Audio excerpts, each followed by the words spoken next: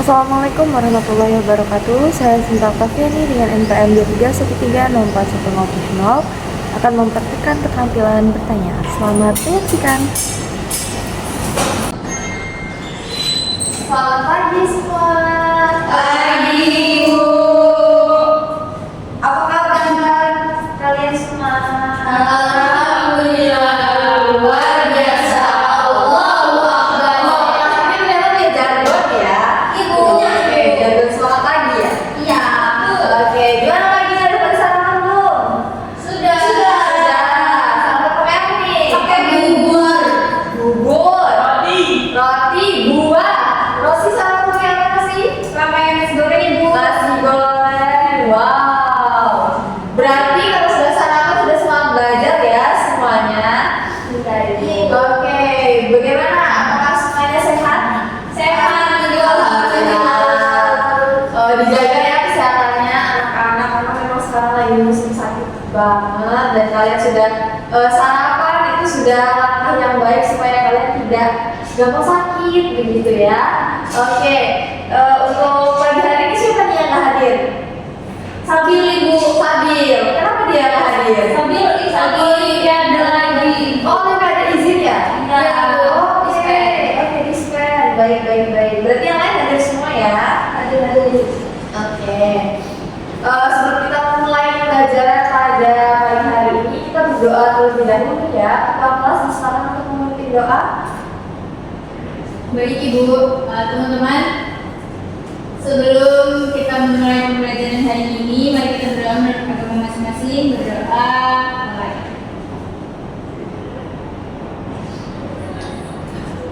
Berdoa selesai. Amin. Allahumma amin. Semoga dengan berdoa pada pagi hari ini pembelajaran kita dapat berjalan lancar dan ilmunya dapat kalian pahami dengan baik ya anak-anak semua. Baik, untuk pagi hari ini kita akan membahas mengenai menceritakan kearifan lokal secara runut dan runtuh.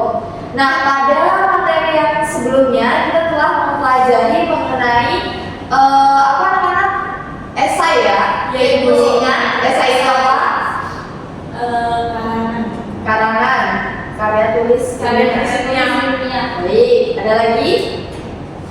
Yang berisi pandangan penulis terkait suatu objek atau hal yang diteliti, Bu. Oke, baik. Jadi esai merupakan sebuah karya tulis ilmiah yang biasanya memuat argumen dari berbagai pakar ya yang dikumpulkan jadi satu secara sistematis dan juga kronologis begitu yang nantinya akan dimuat atau diunggah dalam media massa. Tujuannya tentu untuk memberikan kita informasi mengenai suatu hal. Ya sudah bagus anak-anak dalam memberikan argumennya. Nah, kira-kira dalam penulisan esai itu kan salah satunya harus kronologis dan sistematis. Nah, menurut anak-anak nih, mengapa dalam penulisan esai itu perlu menuliskan sebuah informasi secara kronologis dan sistematis? Ada yang ingin menjawab?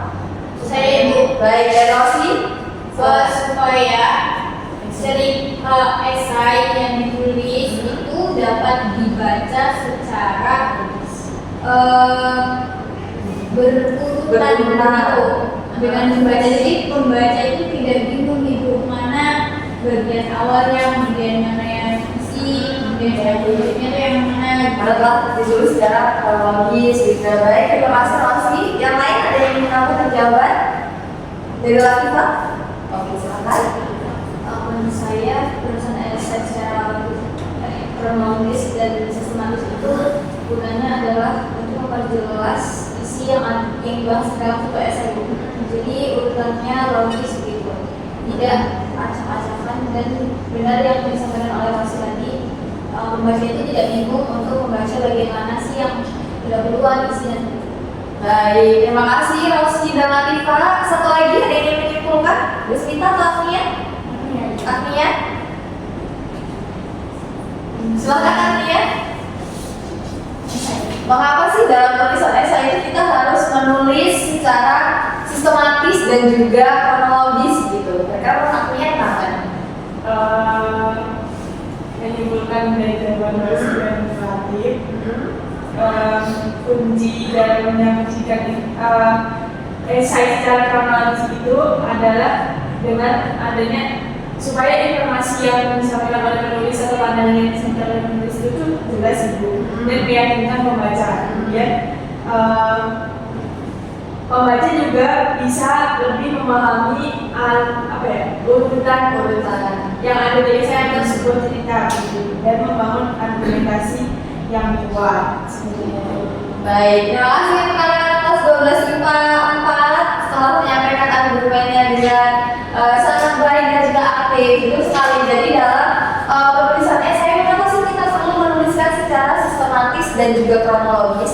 Tentu tujuannya yang pertama adalah agar pembaca itu tidak bingung, tidak rancu dalam penjelasan yang kita sampaikan. Karena dalam penulisan esai kan ada strukturnya ya, mulai dari pendahuluan, mulai dari bagian isi hingga bagian penutup. Nah, kalau misalkan penulis tidak menuliskannya secara sistematis dan berurutan, tentu nanti pembaca akan bingung. Masa tiba-tiba yang awalnya penutupan, nanti yang tengah-tengahnya baru pendahuluan, kan ini tidak sistematis atau tidak berurutan, sehingga nanti tentu tujuannya penulisan secara kronologis itu agar supaya pembaca tidak bingung dan informasi yang diterima tidak acak begitu ya.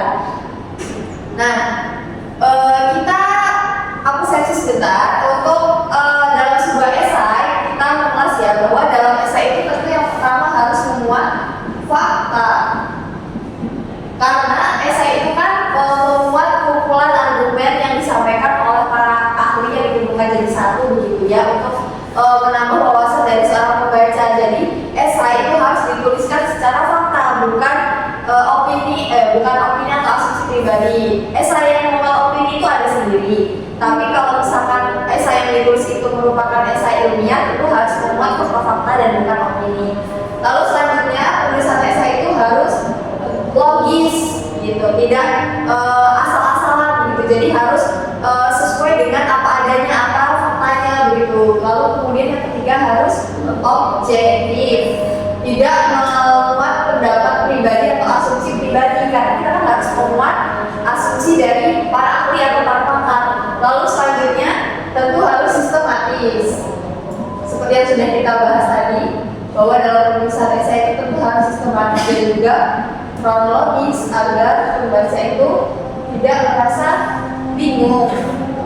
Baik, nah pada pertemuan sebelumnya kan kita telah belajar mengenai esai, bagaimana penulisan esai, struktur esai, dan ciri esai. Nah, pada pembelajaran hari ini kita akan menyimak ya sebuah video dan nanti Ibu harap anak-anak dapat menceritakan kembali secara kronologis dan sistematis hal-hal yang dimuat dalam video yang telah Ibu tampilkan. Ibu akan menampilkan selama kurang lebih 5 menit ya. Ini mengenai keindahan alam dan kearifan suku Baduy. Mau disimak ya? Suaranya sebentar,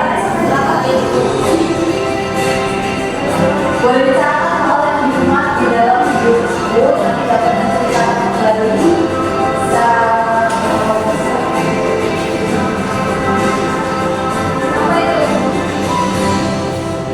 Indonesia bagus.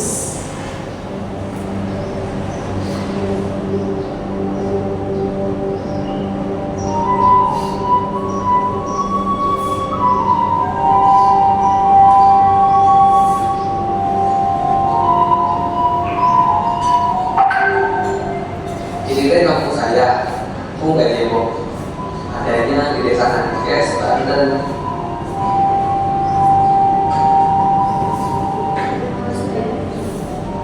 Bismillah, orang Baduy juga. Ya, saya orang Baduy.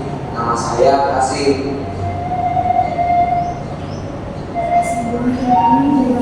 Leluhur Baduy adalah orang yang sangat patuh sama adat.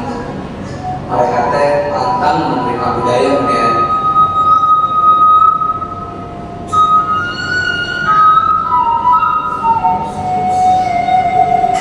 Ini mah ada sebabnya. Kata orang tua dulu, orang modern itu pintar-pintar, tapi saking pintarnya banyak yang mikirin orang. Ini salah satu sebab orang Baduy menutup diri dari dunia luar. Kini aturan itu cuma berlaku buat orang Baduy dalam. Baju mereka selalu hitam putih, cirinya yang gak berlepas oke, yaitu ikat kepalanya yang juga putih.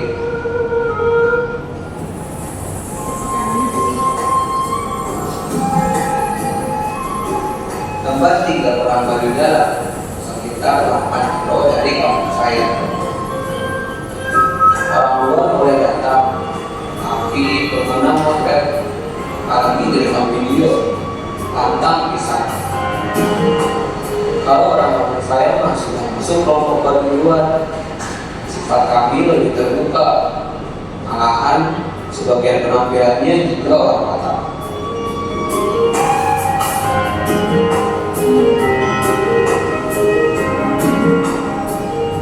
Meski begitu, masih ada aturan adat yang tidak boleh kami langgar.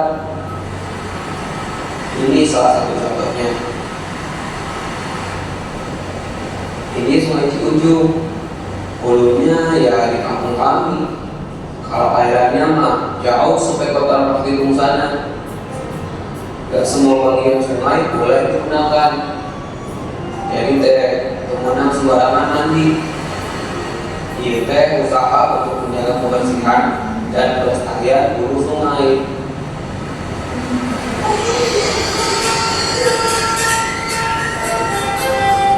Ada satu lagi aturan adat yang masih dipegang orang Baduy luar sampai sekarang, yaitu soal bangunan rumah. Semua rumah di sini berbentuk panggung. Inilah yang membuat siapapun yang ada di dalamnya merasa lebih aman.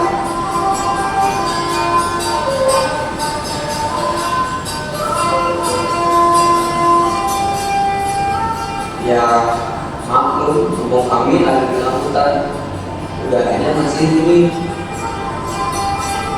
Dan ini paling penting, rumah orang Baduy harus menghadap selatan.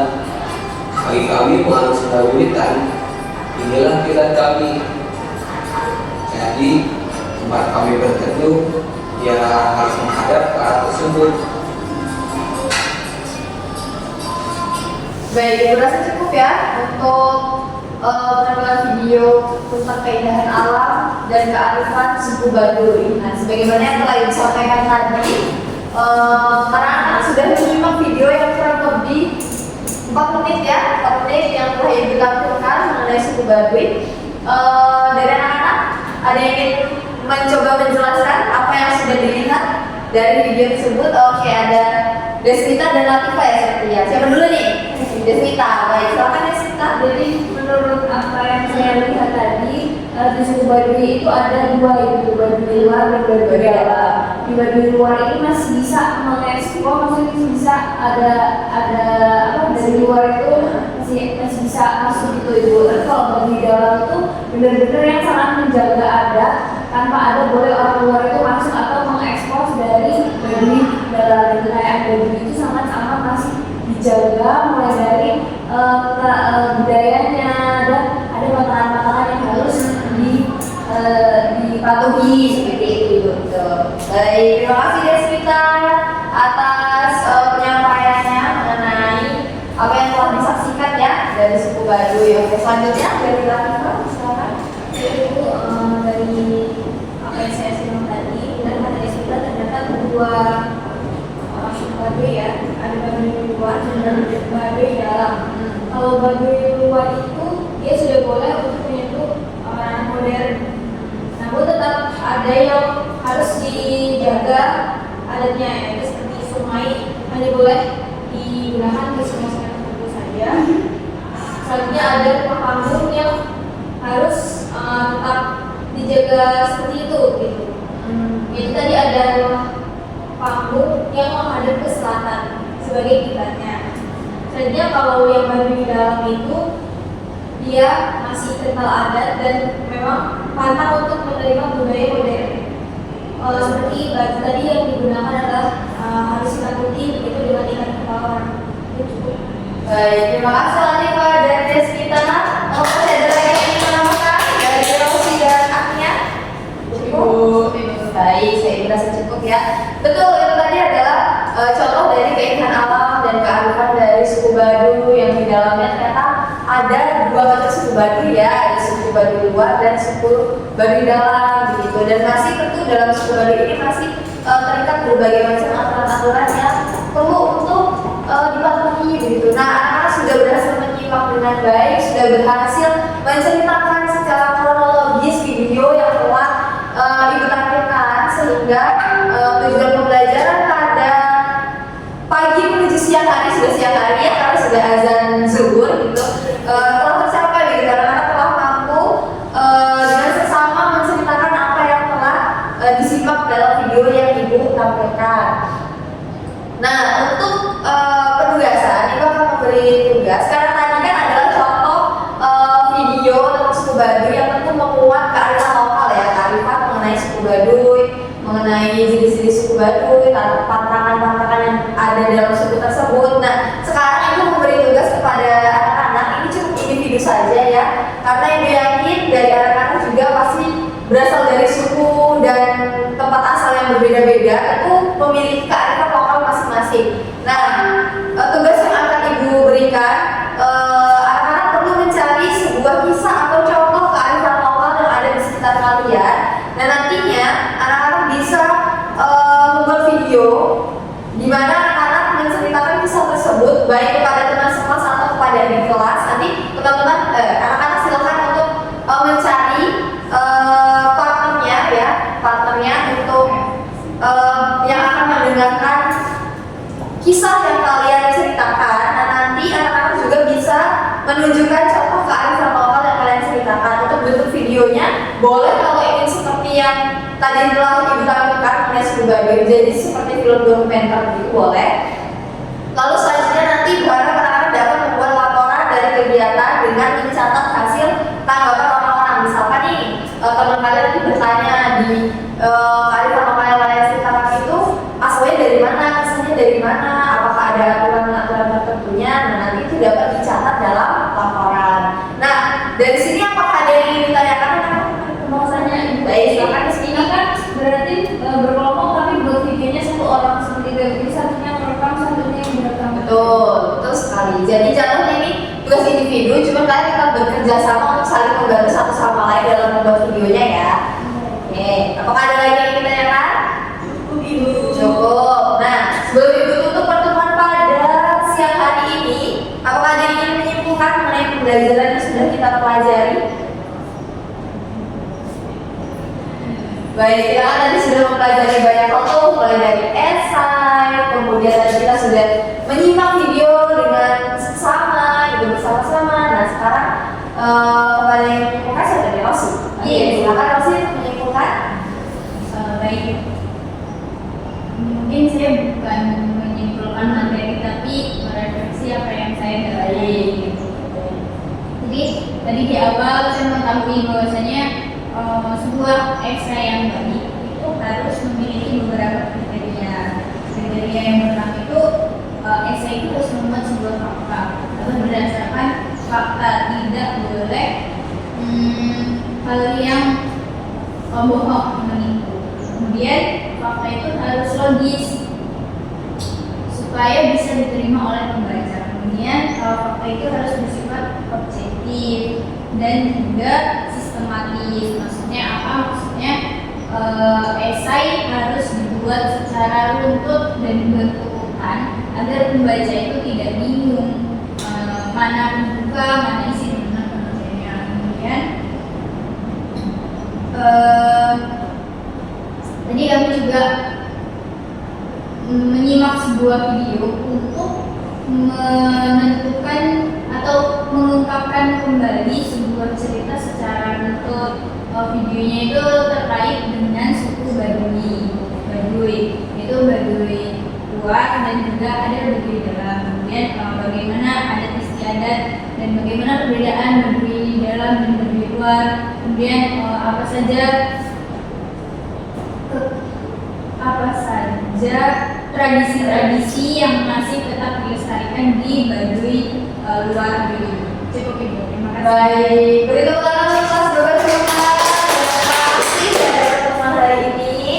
Baik, terima kasih ya atas apa yang telah disampaikan, betul sekali, karena hari ini kita telah mempelajari mengenai bagaimana menceritakan kearifan lokal secara runut dan runut. Tadi juga anak-anak telah berupaya untuk menceritakan kembali video yang telah Ibu tampilkan, kemudian sudah memahami lah ya mengenai bagaimana sebuah esai itu harus ditulis secara sistematis dan juga tentunya harus ditulis secara kronologis.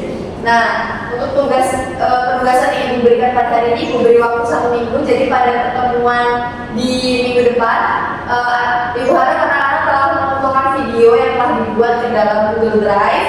Nah, nanti kita akan menonton hasil video masing-masing ya. Nanti kita akan menonton bersama. Gitu. Cukup untuk pertemuan pada siang hari ini. Kepada ketua kelas silakan berdoa. Baik Ibu, teman-teman, untuk mengakhiri kegiatan belajar kita siang hari ini, nanti kita berdoa menurut agama masing-masing. Berdoa mulai. Berdoa selesai. Baik, terima kasih Rosi. Alhamdulillah pembelajaran pada hari ini telah terlaksana.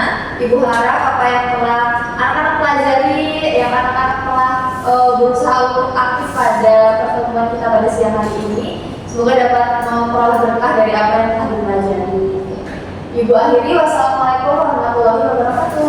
Waalaikumsalam warahmatullahi wabarakatuh. Terima kasih Ibu. Sama-sama, semangat ya di mata pelajaran selanjutnya. Ibu.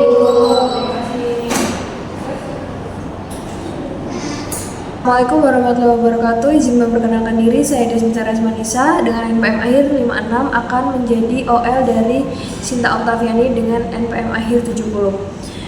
Yang pertama, komponen keterampilan dasar mengajar bertanya tingkat dasar. Calon guru Sinta menggunakan pertanyaan secara jelas dan singkat pada komponen keterampilan dasar mengajar bertanya tingkat dasar. Lalu calon guru Sinta sudah memberikan acuan pada komponen keterampilan dasar mengajar bertanya tingkat dasar. Lalu calon guru Sinta sudah pemindahan giliran pada komponen keterampilan dasar mengajar bertanya tingkat dasar. Calon guru Sinta sudah memberikan waktu berpikir kepada siswa pada komponen keterampilan dasar mengajar bertanya tingkat dasar. Lalu calon guru Sinta sudah memberikan pemutusan perhatian kepada murid pada komponen keterampilan dasar mengajar bertanya tingkat dasar. Lalu calon guru Sinta sudah menyebaran pertanyaan pada komponen keterampilan dasar mengajar bertanya tingkat dasar. Lalu yang kedua ada komponen keterampilan dasar mengajar bertanya tingkat lanjut. Calon guru Sinta sudah dengan baik mengubah tuntutan tingkat kognisi dalam menjawab pertanyaan pada komponen keterampilan dasar mengajar bertanya tingkat lanjut. Calon guru Sinta sudah dengan baik mengaturan aturan urutan pertanyaan pada komponen keterampilan dasar mengajar bertanya tingkat lanjut.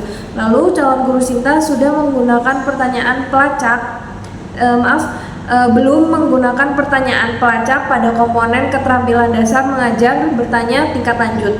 Lalu calon guru Sinta sudah meningkatkan terjadinya interaksi pada komponen keterampilan dasar mengajar bertanya tingkat lanjut. Lalu ada komponen negatif yang perlu dihindari. Calon guru Sinta belum mengulangi pertanyaan sendiri atau mengulangi jawaban pembelajaran.